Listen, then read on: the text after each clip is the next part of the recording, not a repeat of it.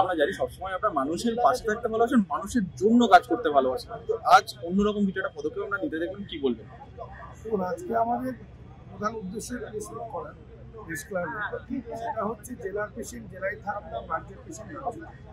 এটা কীভাবে সম্ভব আমরা একটা ভেবেছি, সরকারের সহযোগিতা এবং সহমতের ভিত্তিতে আমরা যেমন সরকারিভাবে ইন্টারনাল রেফারেল সিস্টেম আছে, সেরকম আমাদের প্রাইভেট সেক্টরেও ইন্টারনাল রেফারেল সিস্টেম।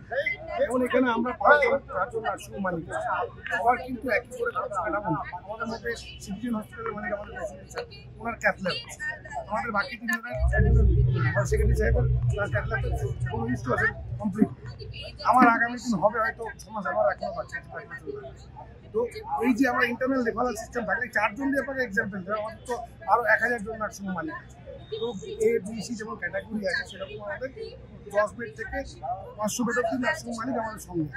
1100 বেডের হসপিটাল আমরা সাবজেক্ট মেডিকেল কলেজ আমাদের সঙ্গে আছে। ওটা আমাদের প্রধান প্রতিষ্ঠান মেডিকেল। তো আমরা যদি এই ইন্টারনাল রেফারেল সিস্টেমটা চালু করতে পারি, তাহলে একটা পেশেন্ট আমার হসপিটাল থেকে যদি আমি সিটিজেন দুর্গাপুরে পাঠাই, তাহলে ওনার সিস্টেম যে ম্যানেজমেন্ট আছে তাকে ইন্টারনালি জানিয়ে দিই, তাহলে সেই পেশেন্টের হয়রানি হবে। তাহলে পেশেন্টের সঙ্গে সঙ্গে গিয়ে ট্রেন রেডি থাকবে, পেশেন্টটাকে টেক অফ করবে, তাহলে ওটা ট্রিটমেন্ট শুরু হয়ে যাবে।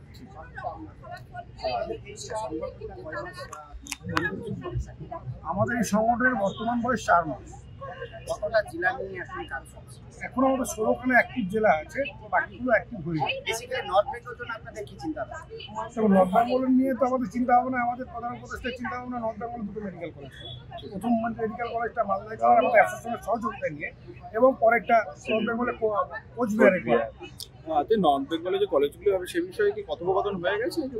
প্রাইমারি ইন্টারনালি আমাদের প্রাইমারি। Thank you.